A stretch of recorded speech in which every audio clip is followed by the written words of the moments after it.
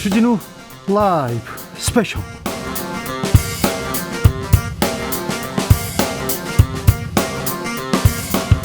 2021년 5월 15일 토요일입니다. 안녕하십니까, 주진우입니다. 토요일 이 시간은 일주일 동안 주진우 라이브에서 가장 중요한 부분만, 가장 재미있었던 부분만 모으고 모아서 다시 듣는 시간입니다. 그리고 묻힌 뉴스 마구 파헤쳐보는 그런 시간입니다. 토요일은 토요일의 남자 KBS 김기아 기자 모셨습니다. 어서 오세요. 안녕하십니까. 네. 토요일 오늘 방송만 들으셔도 일주일 동안 뭔 일이 있었는지, 대한민국에 무슨 사건 사고가 있었고 무슨 재밌는 일이 있었는지 알 수 있도록 저희가 중요한 아이템만 쏙쏙 뽑아오는 김기화 기자입니다. 안녕하세요. 5월 15일 스승의 날 그렇습니다. 김기아 기자하고 함께 진행하고 있습니다. 자, 선생님들의 은혜 항상 감사했어요. 늘 감사하고 전 네. 죄송했어요. 왜요? 사고를 많이 쳐가지고. 그래요? 주진우 기자님도 사고 많이 쳤죠, 학생 때. 저는 사고는 안 쳤는데 사고는 네, 크게 한 번씩 했지만 그래요. 선생님들이 너무 사랑해가지고 너무 많이 때렸어 나를. 아 정말요? 아우, 사랑의 매. 사랑의 매는 없다고. 물론 이제 없지만 당신은 항상- 사랑하는 마음으로 떼셨겠죠. 아니요. 아니야. 난 선생님한테 맞고 나서 폭행 당했구나 그냥. 맞고 나서 폭행은 아니고 때리는데 초등학교 한 4학년 때쯤이었어요. 선생님이 막 때리고 들어가라는 거예요. 네. 그러면 이렇게 정자세로 이렇게 인사를 하고 가야 되는데 예. 기분이 나빴어. 예. 어린 마음에. 그럼 나쁠 수 있죠. 그래가지고 좀 짝다리를 짚었습니다. 제가. 예, 다리가 기시잖아 또. 네, 짝다리를 짚고 인사를 옆으로 하고 이렇게. 아 옆으로 옆으로 하고 갔어요. 그거 불쾌하다는 표시죠. 그렇죠. 야, 주진우 다시 와. 인사 똑바로 해. 옆으로 다시 했어요. 옆으로. 목이 아팠던 거 아니야? 목도 아프고 몸도 안 좋고 마음도 상하고 그래가지고 너 불만 있냐? 그럼 불만 있죠. 네. 선생님한테 맞았는데 불만이 왜 어떻게 없어요? 그렇죠.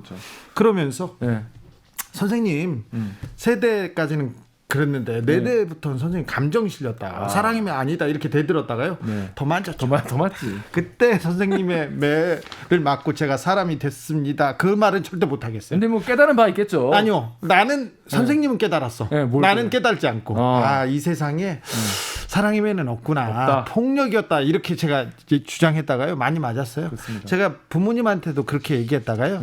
우리 아버지한테도 많이 맞았는데 우리 아버지의 폭력 잘못됐습니다. 잘못됐습니다. 제발 잘못됐습니다. 그렇습니다. 우리 선생님 잘못됐는데 아무튼 스승의 은혜 감사합니다. 갑자기 훈훈하고 따뜻하게. 스승님. 그러면 감사합니다. 네, 스승님들 덕에 제가 그렇습니다. 네, 이만큼 배우고 사람 돼가지고 삽니다. 자, 이 방송 영상으로 만나실 수 있습니다. 그렇습니다. 영상으로 좀 보시려면요, 유튜브에서 주진우 라이브 검색을 하시면 밑에 라이브 나오라고 뜹니다. 네. 지금 라이브 되고 있다는 거니까 지금부터 함께 하시면 되겠습니다. 김기아 기자는요 그냥 오지 않습니다. 그렇다고 합니다. 네, 양손 가득. 이번엔 5월은 무슨 달? 가정의 달 아니겠습니까? 네. 가정의 달. 그래서 일주일 동안 방송되던 주진우 라이브에서 이런 내용이 재밌었다, 이런 내용에 대한 나의 의견 이렇다, 이런 청취 후기를 보내주시면 저희가 5월 선물로 패밀리 사이즈. 패밀리가 영어로 가족이란 뜻이거든요. 그럼 굉장히 크다는 거죠. 굉장히 크다는 것이죠. 가족이 다 먹어도 된다는 거예요. 네. 4인 가족 정도면 다 먹을 수 있는데 패밀리 사이즈 아이스크림 보내드리도록 하겠습니다. 저 이거 먹고 싶어요. 어떻게 청취 딱 후기 세 분 모시는데 요 세 어디로 분 중에 보내요? 하나 되고 싶다. 청취 후기를 엽서 이런 거 쓰는 게 아니고요. 이제는 어디로 보낸다? 다 카카오톡으로 보내시면 됩니다. 카카오톡 플러스 친구에서 주진우 라이브 검색을 하시면 이런 게 뜹니다. 떠요. 네. 여기다가 딱 친구 추가하신 다음에 친구한테 투덜투덜 불평하듯이 사랑하는 친구에게 고백하듯이 저희의 청취 후기를 보내주시면 저희가 세 분 모셔서 패밀리 사이즈 아이스크림 보내드리도록 하겠습니다. 고백하건데 저기다가 후기 다는 사람들 별로 없습니다. 경쟁률이 높지 않다는 높지 않아요. 네. 그러니까 일로 많이 보내주십시오. 자, 토요일입니다. 토요일의 남자 김기아 기자의 묻힌 뉴스 브리핑 먼저 가볼까요? 네, 13일부터 그러니까 그저께부터요, 전동 킥보드 요즘에 많이 타고 다니시잖아요. 요기 등 이 개인형 이동 장치에 대한 규제가 다시 강화가 됐습니다. 네. 이 많은 분들이 이 헬멧도 안 쓰고, 아니 킥보드 타면서 헬멧 쓴 사람을 본 적이 없어요. 저도 본 적이 없고요. 네. 심지어 이제 두 분이 같이 남녀가 타이타닉을 찍으시는 거예요. 그러니까 좀 부럽기는 한데. 없죠. 근데 김기아 기자 입장에서 많이 부러워 보이는데. 봄 되고 하니까 이해는 해요. 단속해. 그러니까 저는 더 분노하고. 이거 남녀가 같이 타는 거 위험합니다. 그렇습니다. 그거부터 단속해야 됩니다. 그렇습니다. 다 내리시고요. 네. 한 명만 타야 되고요. 네. 안전모를 쓰지 않았다. 헬멧을 안 썼다. 2만 원의 범칙금. 범칙금 2만 원이요? 예. 그리고 면허도 있어야 돼요. 면허요? 이 면허 모르는 분이 많았을 텐데 원동기 면허 이상의 자동차 운전 면허증 필요합니다. 그러니까 네. 원동기 면허증 있으신 분은 괜찮고요. 자동차 운전 면허증 있으신 분은 괜찮습니다. 근데 그거 없으면요? 그거 없으면은 무면허 운전이기 때문에 범칙금 심지어 10만 원. 10만 원 되겠습니다. 학생들이 중고교생들이 많이 타는데 네. 이분들 무면허네. 그렇죠. 그분도 안 되고요. 일단 13세 미만 어린이가 운전을 하면 네. 보호자에게 10만 원의 과태료를 부과하고요. 예. 그리고 전조등, 꼬리등 이런 거 미등 켜지 않아도 10,000원의 범칙금이 부과된다는 거. 그리고 예전에도 당연히 음주운전 안 됐지만은 범칙금이 3만 원에서 10만 원으로 더 올라갔습니다. 네. 네. 그래서 이렇게 법이 강화되니까 이제 안 타던 건데 요즘에 좀 편해서 타봤는데 이렇게 뭐가 빡빡해졌냐. 그래서 그냥 안 타고 말겠다. 이런 얘기도 나오고 있는데요. 주변 사람들 물어보니까 야 이거 편하고 간편해서 타는 건데 그걸 또 헬멧을 내가 들고 다녀야 되고 안전모를 쓰고 이게 난 머리도 망가질 것 같고 안 쓰겠다. 이런 분들이 꽤 있더라고요. 최근에 많은 투자를 통해서 시내 곳곳에 이 킥보드 있어요. 그런데 이 돈을 많이 투자한 업계의 반응은 좀 심상치 않겠어요? 그분들은 사실 한숨이 나오시겠죠. 이게 아무래도 새로 이게 스타트업 같이 약간 새로 이제 생긴 시장이기 때문에 퍼스널 모빌리티 산업협의회 이동근 팀장은 뭐라고 했냐면 시간이 지나봐야 데이터가 나오겠지만은 사실 사람들이 이거에 대해서 심정적으로 뭔가 좀 안 탈 것 같다. 네. 타격이 있을 것 같다. 라면서 이거 안전모를 예전에 일단 헬멧 문제가 가장 중요합니다. 제일 크죠. 네. 이게 예전에 그 서울시가 공유 자전거 따릉이에다가 헬멧 쫙 깔아놓고 이거 이제 가서 쓰시고 이제 사용하고 돌려놓으세요 이걸 했지 않습니까? 그거 근데 금방 사라지잖아요. 이거 엄청 왜냐하면 이용률이 너무 낮았어요. 이용률이 3%밖에 안 됐어요. 그러다 보니까 남이 쓴 안전모를 내가 또 쓴다 이것도 좀 그렇잖아요. 특히 요즘에는 또 감염병 문제도 있기 때문에 네. 사실 뭐 그렇게 가벼운 문제는 또 아니라고 하더라고요. 그래가지고 이게 사업이 되겠냐 우리 입장에서. 그래서 이 안전모를 비치하는 것도 힘들고 위생과 방역 문제 어떻게 할지도 고민되고 심지어 자기들은 되게 작은 업체이기 때문에 여기에 계속 돈을 쓸 수가 없다는 것이죠. 전동 킥보드 법이 빨리 재정비돼야 이 업체도 그리고 이용자들도 편안하게 이용할 수 있을 텐데요. 네. 이게 지금 뭐 법이 강화된 것 같이 보이지만 사실 여러분 기억나지 않습니까? 예전에 한번 이거 그 공유 킥보드 공유 뭐 전동 자전거 많이 쓰는데 이거를 13세 이하 무면허 운전 가능하다고 바꾼 게 바로 지난해 12월이에요. 네. 그때 그러니까 법을 풀어준 거죠. 네. 그랬다가 엄청 사람들이 이것 때문에 사고도 나고 위험하다고 하니까 다시 법을 강화한 겁니다. 이거 갈짓자, 갈팡질팡 왔다 갔다.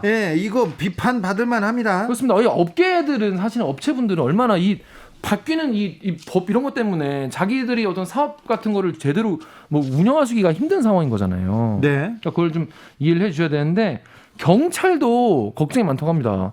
이 단속이 또 관련 법규가 이렇게 바뀌니까 스터디를 해야 할 거 아니에요, 기본적으로 경찰들도. 그리고 또 그래도 현장에서 네.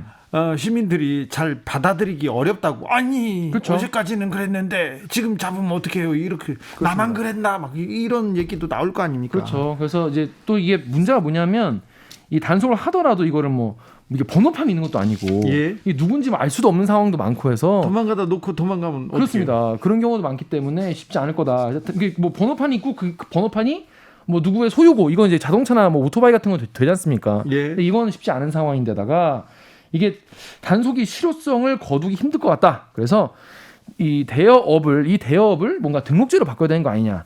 뭔가 법령을 좀 미비한 법령을 지금 보강해야지 이렇게 땜질식으로 왔다 갔다 하면 경찰도 이용자도 업체도 다 힘들다는 그런 이야기입니다. 알겠습니다. 전동 킥보드 관련된 법령이 빨리 정비가 돼야 될 것 같습니다. 안전모 꼭 쓰셔야 됩니다. 일단 안전모 무조건 쓰셔야 됩니다. 그리고 그 두 명이서 킥보드 타는 건 절대 안 됩니다. 안 됩니다. 아주 위험합니다. 그렇습니다. 특별히 남녀가 타는 거 굉장히 위험해요. 짜증납니다. 매우 위험합니다. 저 그건 안 됩니다. 지금 막아야 됩니다. 네. 아니 넘어지면 다쳐요. 크게 다쳐요. 크게 다쳐요. 네. 그래서 그런 거예요. 여자친구가 남자친구가 또 다른 연인이 자기 때문에 다칠 수가 있으니까. 그러니까요. 그래서 걱정돼서 한 그렇죠. 우리가 예. 걱정돼서 그렇지. 네, 제가 짜증나서 하는 얘기는 아닙니다. 시기 질투 그런 거 없어요? 아 그런 거 전혀 아닙니다. 하나도 없죠? 네. 진짜 없죠? 확실하죠? 네. 없는 걸로. 예. 알겠습니다. 네. 다음 묻힌 뉴스로 가보겠습니다. 네. 최근에 이 노원구의 한 대단지 아파트에서 있었던 일인데요. 경비원분들이 한 44명 근무하고 계셨다고 해요. 네. 그런데 지난달 말에 갑자기 용역업체가 바뀌면서 이 계약 해지 통보를 바로 받았어요. 아이고. 근데 해지 통보를 하는 것도 정말 서럽고 어이가 없는데 그죠?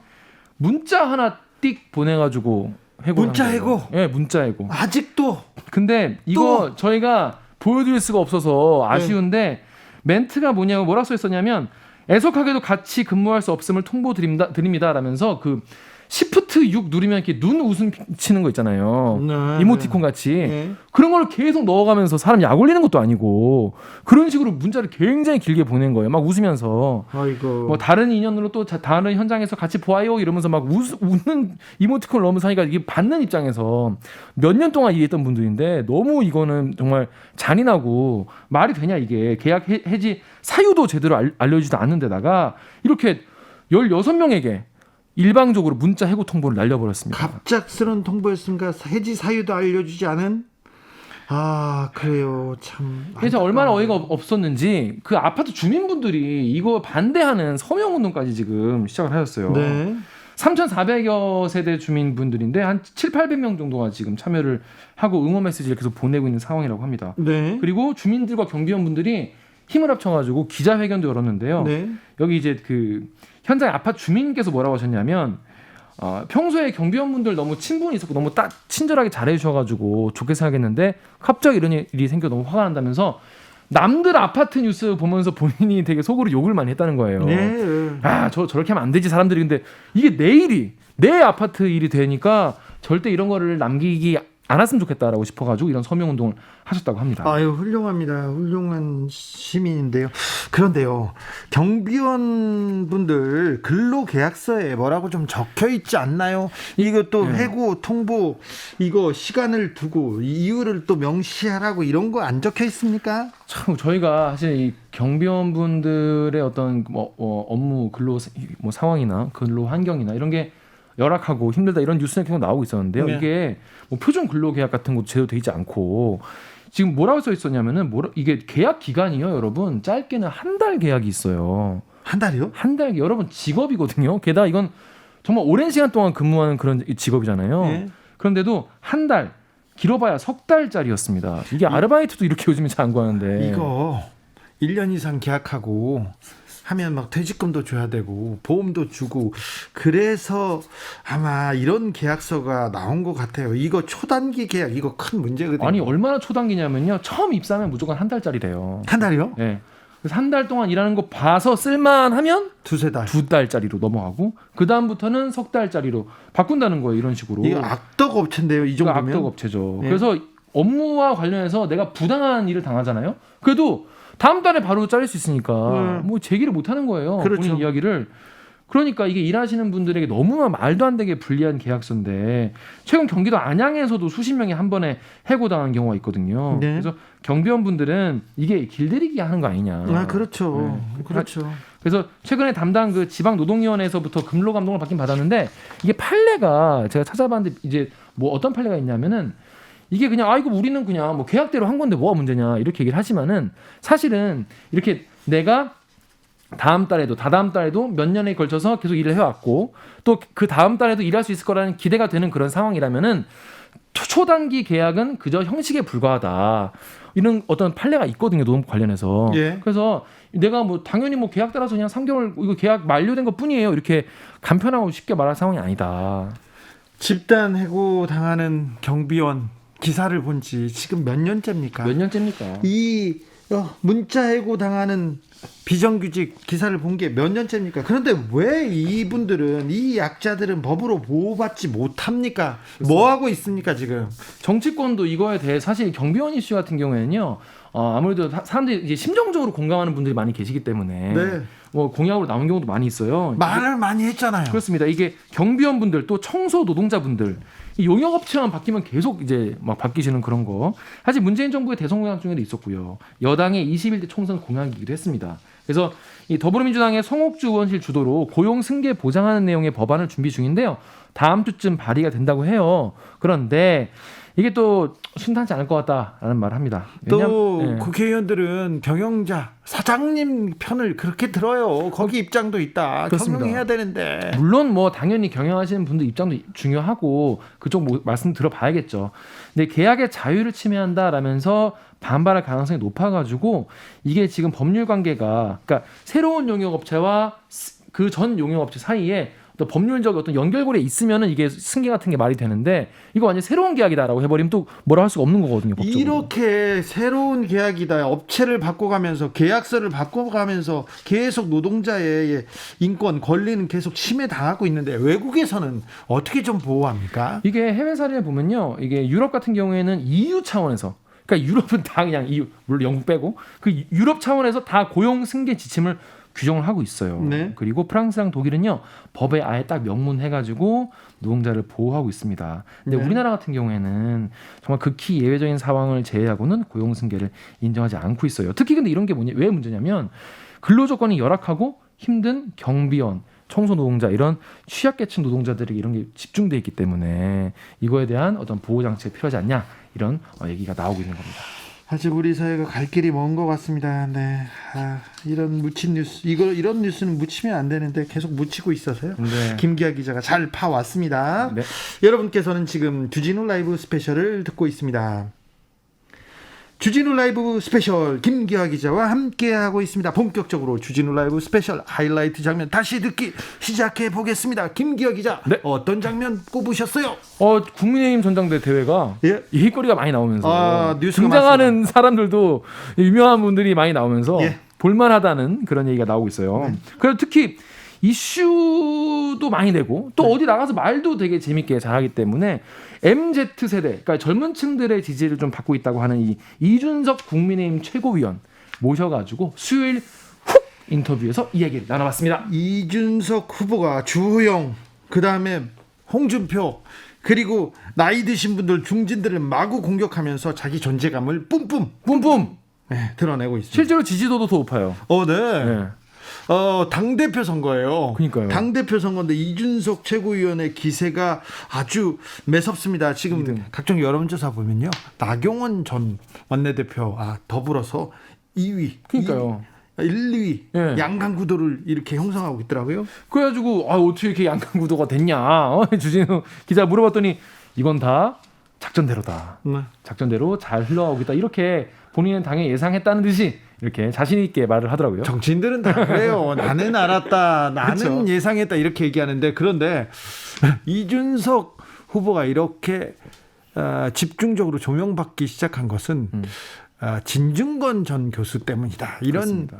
시각이 많습니다. 그렇습니다. 이게 사실 이게 싸움이 좀 있어야 사람들이 무슨 일이지? 뭐가 문제지 하고 이제 보게 되거든요. 위지 마케팅이 있잖아요. 그렇습니다. 그런데 이제 진중권 전 교수랑 둘이 계속 설전을 주고받았단 말이에요. 네. 오히려 진중권 전 교수는 나의 명예 선대위원장이다 이런 말까지 하면서 오히려 그런 노이즈 마케팅이 먹힌 건 아니냐 이런 뉘앙스 얘기를 했어요. 그런데 이준석 전 최고위원은 20대 남성의 편에 서서 페미니즘을 마구 공격하는 그런 정치적인 발언을 마구 쏟아내지 않습니까? 네. 그래서 20, 30대 또 생각 있는 여성들한테는 굉장히 공격을 받고 있기도 해요. 그런데 공격을 받고 있는 걸 또 즐기고 있더라고요.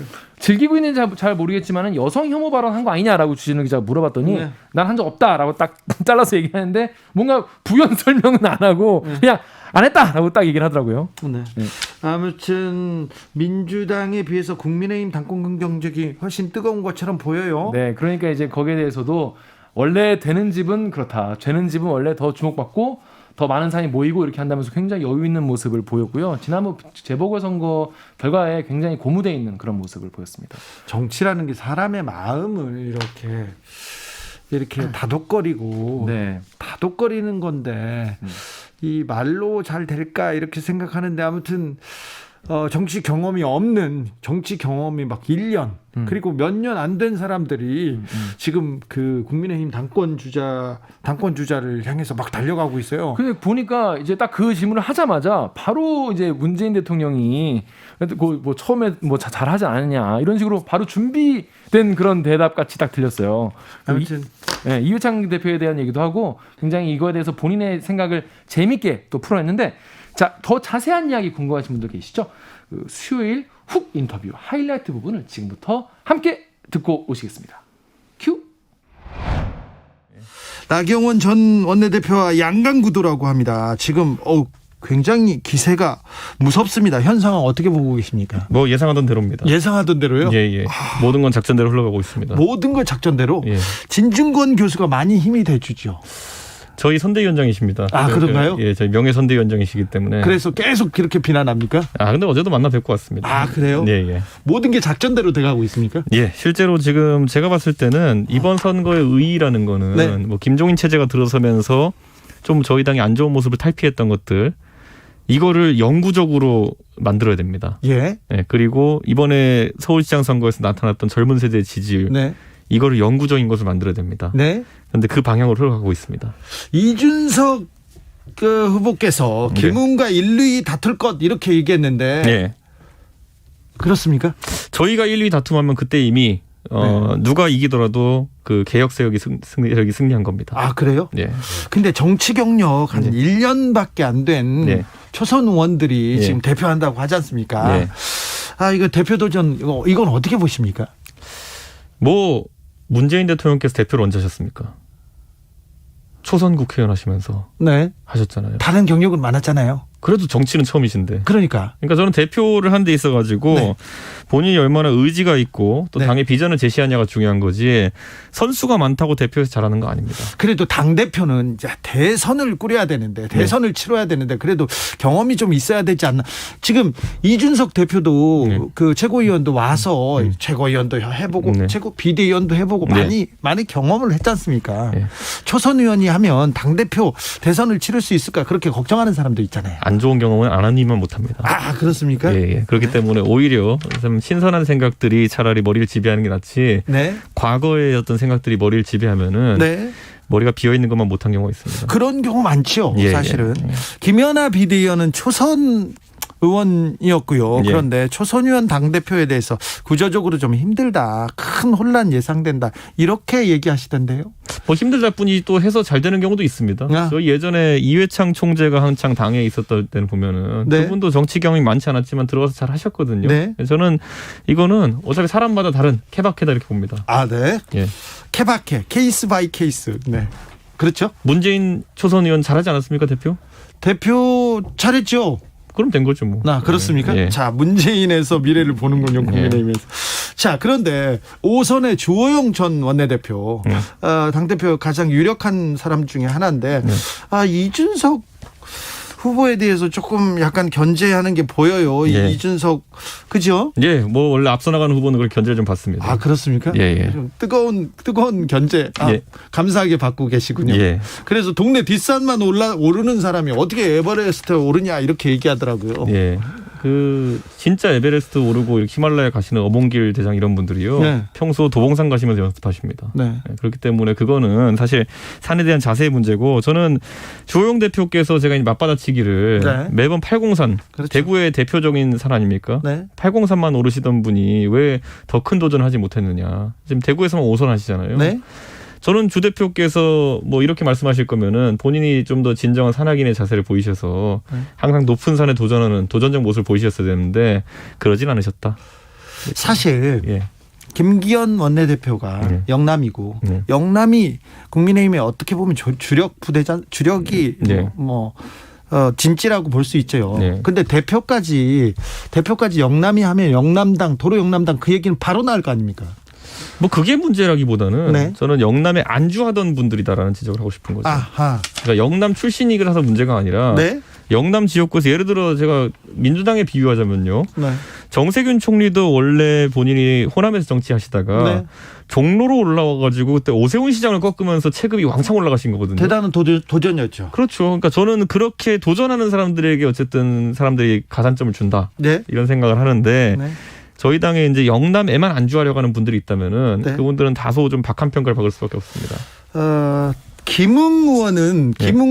김웅 의원도 후보죠. 네. 이렇게 후보인데 홍준표 의원이 이렇게 또 견제하시는 거 하더라고요. 두 분 간의 이 설전에 대해서는 어떻게 보셨어요? 제가 사실 지난주에 김웅 의원한테 네. 형님 좀 세게 좀 하십시오 이렇게 얘기를 했거든요. 아, 김웅하고 네. 홍준표하고. 아니요. 홍준표. 뭐든지 좀 메시지를 세게 내시라. 아하, 네. 그래서 저는 그게 사실 그 주호영 그 대표랑 세게 붙으란 얘기였는데 네. 홍준표 대표하고. 그 엉뚱한 데를 건드려서 벌집을 건드렸습니다. 네. 그 홍준표 대표는 지금 시점에서 건드리면 안 되는 분입니다. 아, 그래요? 메시지가 세신 분이기 때문에 네. 예, 이게 사실 후보로 나오시지도 않으셨는데 네. 그쪽이랑 설전을 이어가는 게 전술상 옳은지 잘 모르겠습니다.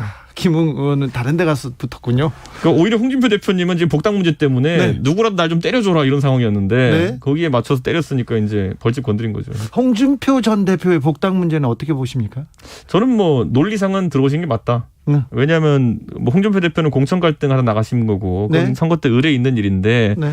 오히려 윤석열 총장이나 안철수 대표 같은 경우는 과거에 저희 당과 굉장히 안 좋은 관계 있었던 분들이거든요. 네. 그런데 그분들마저도 지금 빅텐트를 치자고 하는 판에 그렇죠. 공천 갈등, 뭐 의뢰 있는 공천 갈등으로 싸우다 나가는 홍준표 대표가 복당 못하면 논리가 안 맞지 않느냐. 자, 네, 네. 그 정도 생각입니다. 홍준표 전 대표의 복당에 대해서는 또 열린 생각을 가지고 있군요. 다른 대표들이 네. 내가 대표가 되면 네. 윤석열을 끌고 올 수 있다 이런 얘기를 계속 하잖아요. 이 부분은 어떻게 보세요? 저는 지금 저희가 당 개혁 노선을 가지고 이제 싸워야 되는데 무슨 외부 주자를 업고 이제 선거를 치르려고 한다든지 네. 이런 것들은 부적절한 행보다. 저는 이렇게 규정하고요. 네. 그래서 저랑 김웅 의원이랑 거의 99% 생각이 일치하는데 네. 이거 이야기한 건 제가 깠습니다. 아, 그랬어요? 그 윤석열 총장과 친소 관계를 왜 언급합니까? 네. 네, 그런 건 필요 없습니다. 네. 5328님께서 이준석 의원 항상 시원시원한 입담 팩트 폭행인가요? 팩트 폭격 응원합니다. 네. 나중에 대구 803도 함 찾아주이소 이렇게 네. 얘기했습니다. 황교안 전 대표의 미국 그 행보에 대해서는 어떻게 보세요?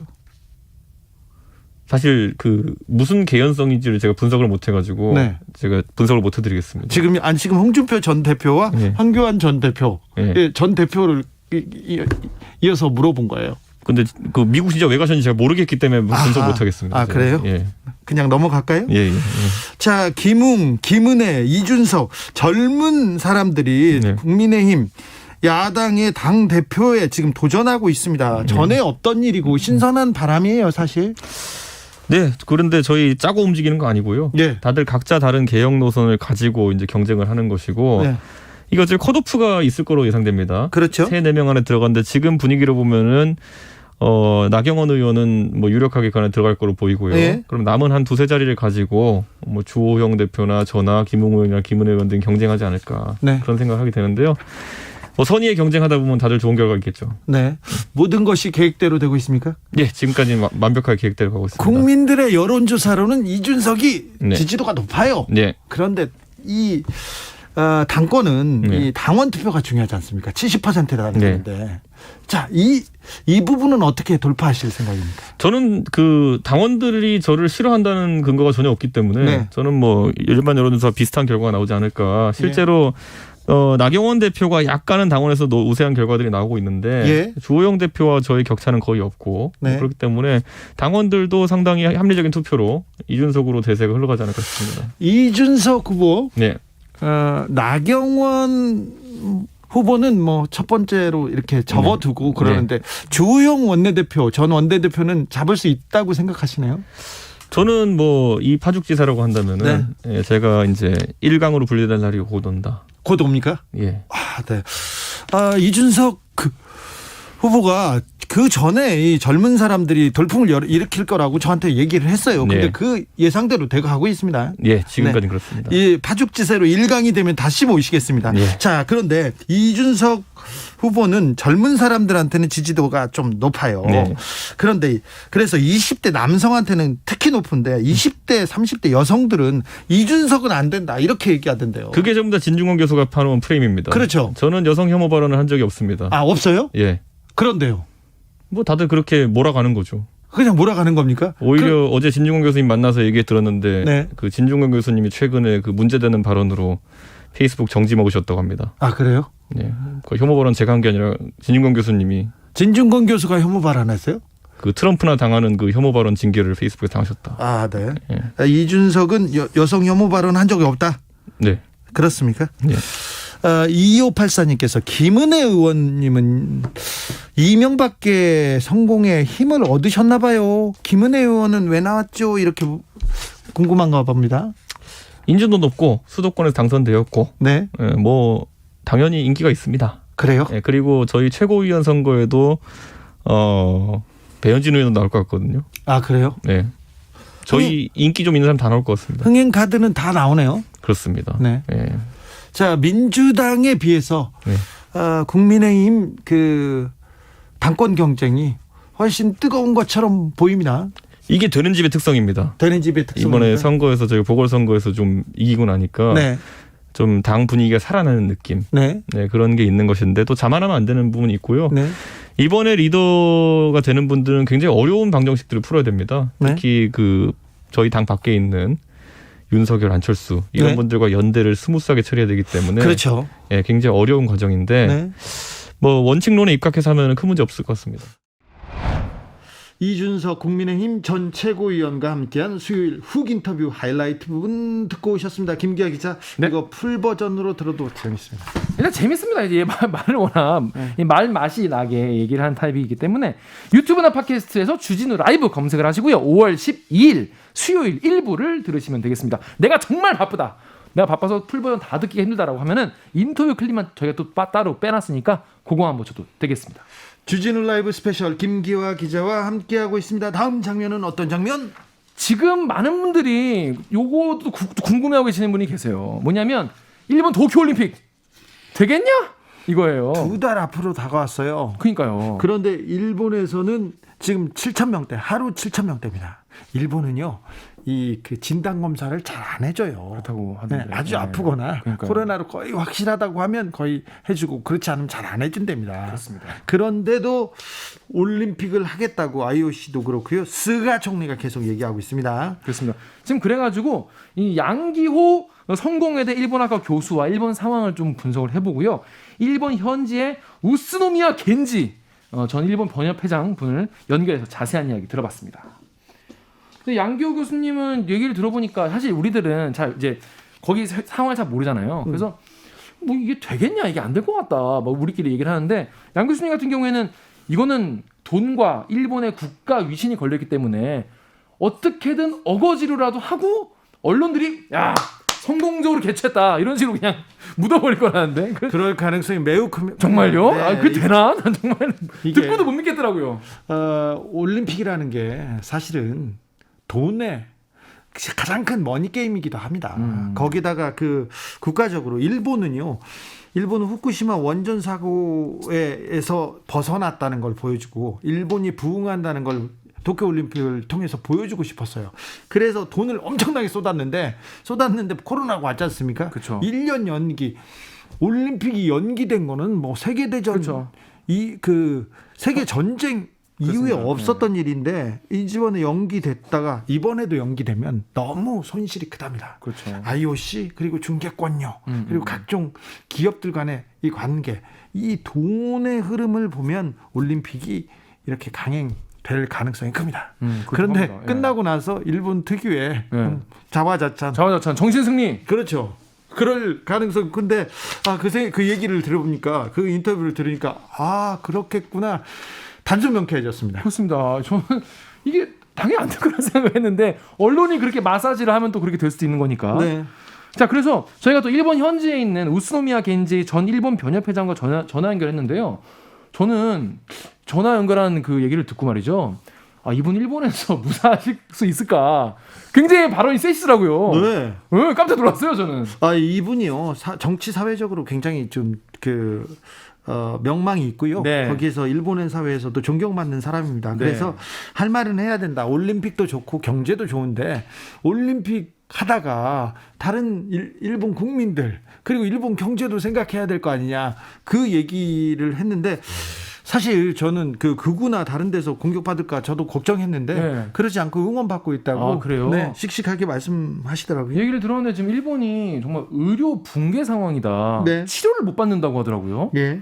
너무 놀랐어요. 그 얘기를 듣고. 왜냐하면 우리는 당연히 뭐 일본이 선진국이라고 늘 생각을 해왔는데 지금 우리 코로나 발생한 지 엄청 오래됐잖아요. 지금 예. 벌써 몇 년 된, 지금 2년 차인데 아직도 그런 상황이라는 게 저는 오히려 믿어지지 않을 정도로 일본 현지 상황이 좀 이해가 안 됐습니다. 일본 코로나 이렇게 관리, 방역 그리고 백신 접종 왜 이렇게 더딘지 그 얘기를 물어봤는데 그 얘기를 하다가요. 한국 상황을 이렇게 설명하시더라고요. 그러면서 한국의 진단검사 노하우, 네. 다른 노하우를 배우고 싶다 뭐 이런 얘기를 하시더라고요. 그 얘기를 하면서 저는 일본어 딱 하나 알아들었습니다. 한국과 스바라시라고 하더라고요. 그래요. 스바라시. 스바라시. 이게 이제 대단해. 훌륭해 이런 거거든요. 그래서 한국 대단하다 이런 얘기를 하시더라고요. 그래서 저도 일본말로 또 이렇게 아리가또 고자이마스 아리가 또 하나 했잖아. 해줬어요. 아유, 고생하셨습니다. 아이 KBS 이게 중요해서 일본말 하면 안 되는데 제가 아리가또 했어요. 스바라시 하시더라고요. 그러니까요. 자, 그래서 더 자세한 이야기 듣고 싶으신 분들 위해서 목요일에 있었던 훅 인터뷰 하이라이트 부분을 지금 듣고 오시겠습니다. 큐. 올림픽 기간 중에 선수들이나 그 주변 사람들 코로나 확진되면 걱정인데 이거 될까요? 도쿄 올림픽을 주관하는 일본 올림픽 위원회 인사들도 이거 마이너스 유산이 될 수 있다. 이거 위험하다. 이렇게 조금 문제 제기를 하고 있는 것 같습니다. 맞습니다. 이제 그럼에도 불구하고 이게 쉽지 않은 게 이미 일본 정부가 한 17조 원 정도 지금 가까이 돈을 투입을 했거든요. 그런데다가 지금 IOC가 많은 수입이 70%가 그 방영권입니다. 그렇죠. 그러니까 무조건 강행해야 됩니다. 돈 때문에. 돈 때문도 있고 문제 하나는 또 일본의 어떤 국가적 위신 같은 것도 있고 예? 다양한 요인이 걸려 있습니다. 그러다 보니까 이것은 이제 후쿠시마에서 부흥했다 해서 부흥 올림픽으로 계속 추진해 나간다는 겁니다. 네. 그런 점들이 굉장히 이제 무리하게 강행을 하고 있다는 것인데 예를 들면 최악의 경우는 이런 거예요. 예를 들면 대회가 굉장히 축소되고 무관중돼도 끝나고 나니까 성공리에 도쿄올림픽 개최됐다. 끝났다. 이렇게 말을 하는 겁니다. 약간 덮어버리는 거죠. 그냥 뭐 선언하는 거군요. 선언하는 거죠. 네. 자기 선언이죠. 우리는 성공적으로 끝냈어. 이렇게 얘기하는 맞습니다. 거죠. 네. 숫자나 인원은 적어도 규모는 적어도 하는 거다. 네. 이렇게 해버리는 겁니다. 네. 일본 현지 연결해서 현지 상황 좀 자세히 좀 들어보겠습니다. 도쿄올림픽 취소 청원을 올린 분입니다. 우스노미야 겐지 전 일본 변협회장 연결했습니다. 오늘 통역은 함채원 씨가 도와주겠습니다. 일본어로 인터뷰가 이렇게 진행됩니다. 부득이 함께 양해 부탁드리겠습니다. 저기 겐지 변호사님 나와 계신가요? お世話になっております。こちら KBS ですが。 네. どうも弁護士の宇都宮健二です。 네, 안녕하십니까. 변호사 우츠노미야 켄지입니다. 도쿄올림픽을 취소해야 된다는 취소 청원을 주도하셨습니다. 그 이유가 뭔가요? 今現在東京五輪開催中止を求める署名活動をリードしていらっしゃるのですが、その理由をお聞かせいただけますでしょうか。はい、現在日本は、東京、大阪、京都、兵庫、それから昨日から愛知、福岡が追加されまして、ここの6つの、都府県に緊急事態宣言が出されております。コロナの感染者が、急増しておりまして、特に大阪では入院したくても入院ができないような医療崩壊の状態が訪れております。そして感染者の中には入院したくても入院ができなくて、そこで重症化して亡くなる人も出てきてまして、助けられる命も助けられないと、そういう状況ですので、ここでオリンピックを開けばオリンピックのためにだいたい1万人の医療従事者30カ所の病院の確保が要請されておりまして、そういう医療資源を割く余裕は日本にはないと、命を助けるため、日本人の国民の、命を助けるためには、はい、オリンピックは注意すべきだということで署名を始めました。はい、ありがとうございます。 네, 현재 일본에서는요. 도쿄, 오사카, 교토, 그리고 효고, 아이치, 후쿠오카 등 7개 광역자치단체에 현재 긴급사태 선언이 발령되어 있는 상태입니다. 네. 게다가 현재 확진자가 계속 급증하고 있는 상황이고요. 실제로 오사카의 경우에는 입원을 희망하는 분들이 입원을 할 수가 없는 그런 상태입니다. 그야말로 의료 붕괴 사태에 직면해 있다라고 말씀을 드릴 수가 있습니다. 네. 이렇게 확진자임에도 불구하고 입원을 하지 못해서 재택 의료를 받으면서 중증화되어 이어매이고 사망에 이르는 케이스도 적지 않습니다. 때문에 구해야 할 목숨, 생명을 구하지 못하는 이러한 상태가 현재 발생하고 있는 것입니다. 그러나 올림픽을 개최하게 된다면 의료 종사자가 10,000명 정도가 투입이 될 것이고 네. 또 역시 병원 역시도 30개 병원이 확보가 되어야 합니다. 때문에 지금 현재 이러한 곳에 할애를 할 수 있는 여유가 일본에는 없습니다. 일본 국민들의 생명을 구하기 위해서 그렇기 위해서 개최 중지를 요청하는 청원을 시작하게 되었습니다. 네, 통역하시는 분들도 힘들고 그리고 한국 청취자가 일본어 못 알아들으니까 조금 짧게 얘기해 주시면 감사하겠다고. はい、これから通訳のためにより簡単にお話をいただけますでしょうか。はい、お願いいたします。 아리가또 고자이마스. はい。 그런데 청원을 주도하자 회장님을 비판하고 많이 비난하는 사람도 많이 있죠? でですね、署名活動を始められて批判やそして中傷誹謗などを受けていらっしゃることはないでしょうか。いかがでしょうか。批判や中傷誹謗はほとんどないです。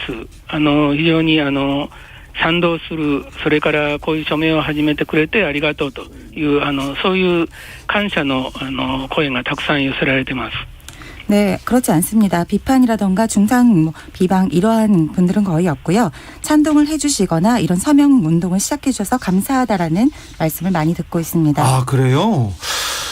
그런데 이렇게 코로나가 굉장히 심각한 상황이고 우려하는 시각이 큰데도 스가 총리가 도쿄올림픽 개최를 강행하는 이유는 뭡니까? 이렇게 올림픽을 안전하게 치를 수 있다는 자신감은 뭡니까? このようにコロナが非常に深刻な状態にあり懸念している、そういった見方が大きいにもかかわらず菅政権はなぜオリンピックを強行しようとするのでしょうか。その理由をお聞かせいただけますでしょうか。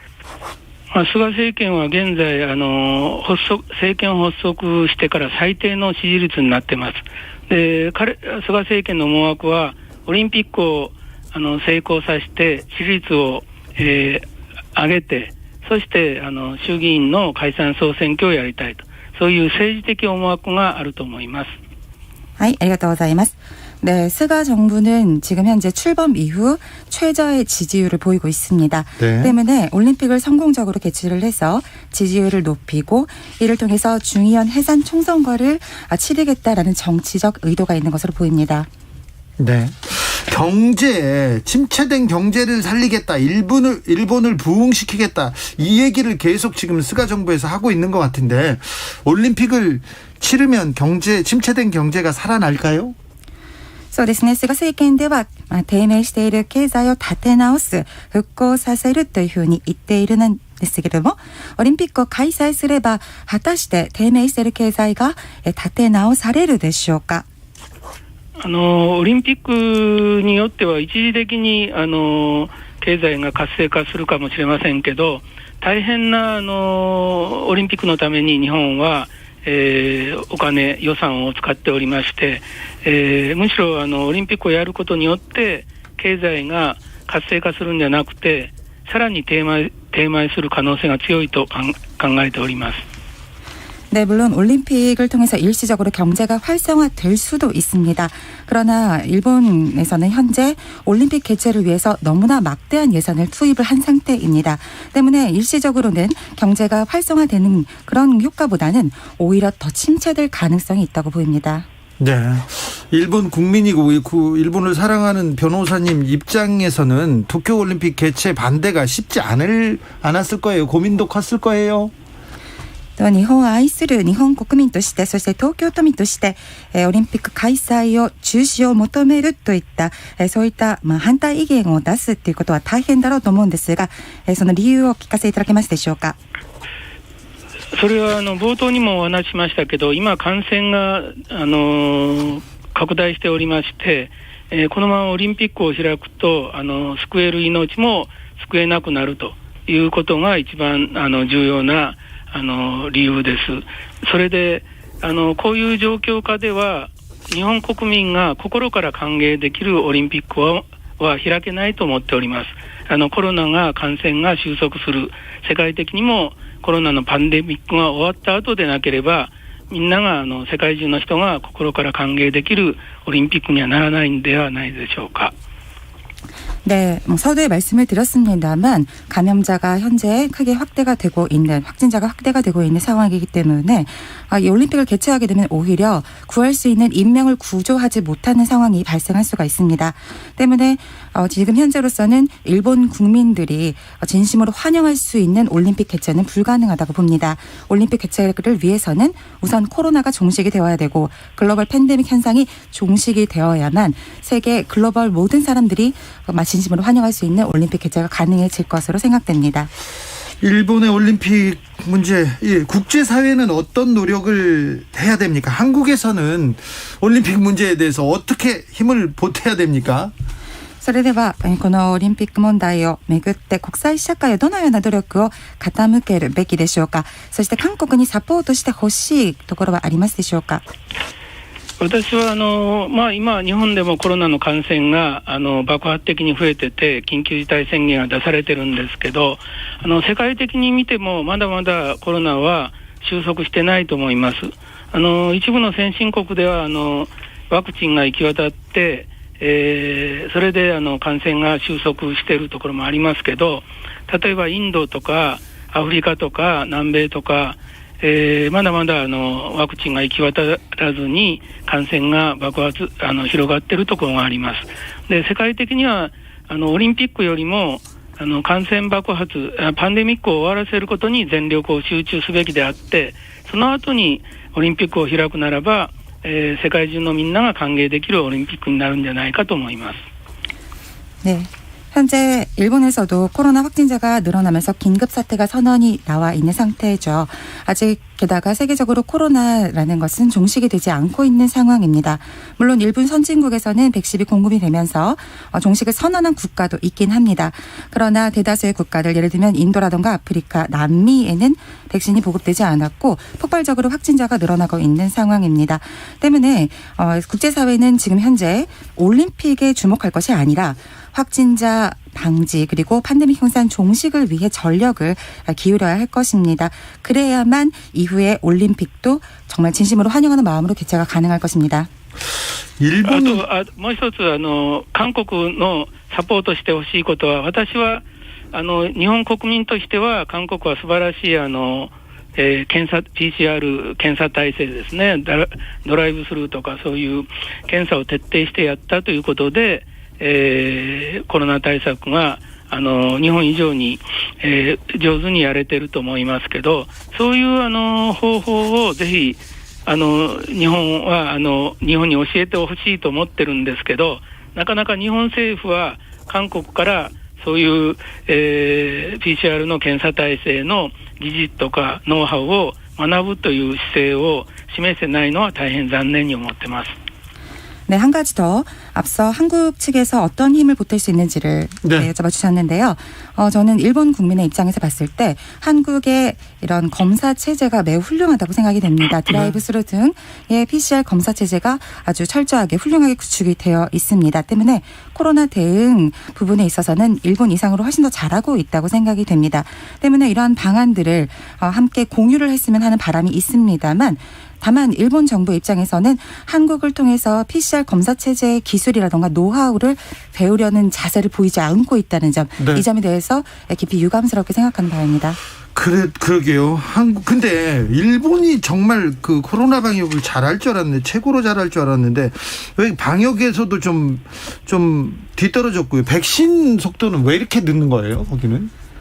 実はですね、日本の方がコロナ対策をきちんと徹底してやるだろうというふうに考えていたのですが、なぜうまく進められていないのでしょうか。そしてワクチンの普及のスピードはなぜこのように劣っているのか、教えていただけますでしょうか。それは私は感染症対策について、軽視してきた面があると思います。それは MERS とか SARS の被害が日本はあまり出なかったと。MERS とか SARS の被害を経験した韓国とか台湾は徹底的な対策をやられたので、日本以上にコロナを抑え込んでいると思います。で、日本はその、経験がなかったということが一つと、それからオリンピックがあったので、オリンピックのためにコロナ対策が歪められてきたということも、日本のコロナ対策を後手後手に、回らせた大きな要因になっていると思います。 네. 일단은 코로나 대응을 경시한 부분이 있다고 생각이 됩니다. 예를 들어서 일본의 경우에는 메르스나 사스에 대해서 큰 피해를 입지 않았기 때문에 기존의 메르스 사스를 경험하신 한국이라던가 대만에 비해서는 이런 대책들이 강구되어 있지 않고 체제도 구축되어 있지 않습니다. 이런 경험이 없다는 것이 첫 번째 요인이 되겠고요. 두 번째는 올림픽 개최를 위해서 코로나 대응에 좀 소홀했다는 점, 정책들이 일그러져 버렸다는 점도 하나의 요인이 될 수 있습니다. 말씀 감사합니다. 정치 사회에 큰 그 목소리를 내시는 분이어서 여러 문제 한국과의 관계도 좀 물어보고 싶은데 다음번에 또 시간 내서 모시겠습니다. 지금까지 우스노미야 켄지 전 일본 변협회장이었습니다. 감사합니다. 아리가또 고자이마스 우스노미야 켄지. 감사합니다. 네. 통역 도와주신 함채원 씨도 감사합니다. 감사합니다. 감사합니다. 네. 교수님, 네. 일본 내부 상황에 대해서 조금 자세히 여쭤보겠습니다. 다시 양기호 교수님한테 일본 분위기 조금 더 물어보겠습니다. 스가 정부가 좀 재보궐선거에서도 전패하고 좀 정치적으로 입지가 좀 좁은가 봐요. 그래서 이 올림픽에 대해서 계속 기대를 하고 있는 것 같습니다. 맞습니다. 이제 지금 9월 말 또는 10월 초에 이 중요한 총선거가 있을 수가 있거든요. 그런 점에서 어떻게든 올림픽 개최를 성공해야 됩니다. 그리고 나서 중의원회에서 압승을 하게 되면 스가 총리는 장기 집권을 이제 기대할 수 있거든요. 그런 점에서 절대 포기할 수 없는 것이 바로 도쿄올림픽이다라는 겁니다. 올림픽은 그러면 열리겠네요. 지금 열릴 가능성이 높습니다. 제가 아까 말씀드렸지만 선수단이 규모가 작아도 무관중으로 해도 일단 잘 열렸다고 끝나면 그건 언론에서 그렇게 따라하면 그건 뭐 별 문제가 없는 거거든요. 아니 근데 그 안에서 코로나가 발병하거나 그 문제를 좀 잘 대응할 수 있을까요? 그렇습니다. 지금 문제는 뭐냐면 숨길까 봐요. 그렇죠. 이게 최소 40일 걸리거든요. 네. 패럴림픽 포함하면 네. 되게 40일 정도 기간인데 전후 포함하면 한 60일 정도 됩니다. 예. 그럼 2달 동안 일본 국민들은 참아야 되는 거죠. 만약에 중간에 계속 팬데믹이 확산돼 가지고 급속도로 확진자가 늘어나게 되면 일본 국민들은 올림픽에 대한 반대라든지 비난 여론이 고조될 수밖에 없습니다.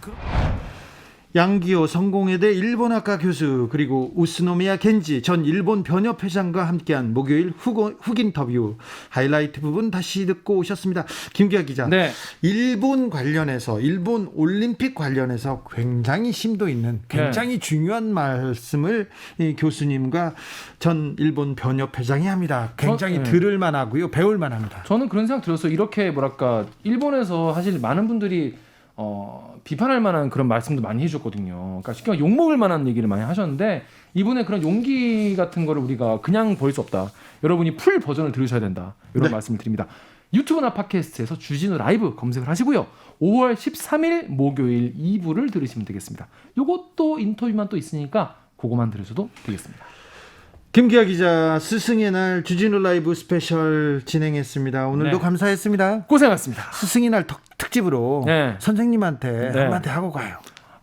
저 이제 스승의 날에 이제 인사드리는 선생님이 계세요. 있어요? 네. 훌륭한 제잘세. 네, 그렇습니다. 근데 토요일인데 요즘 코로나 때문에 인사를 못 드리고 작년에도 인사를 못 드렸는데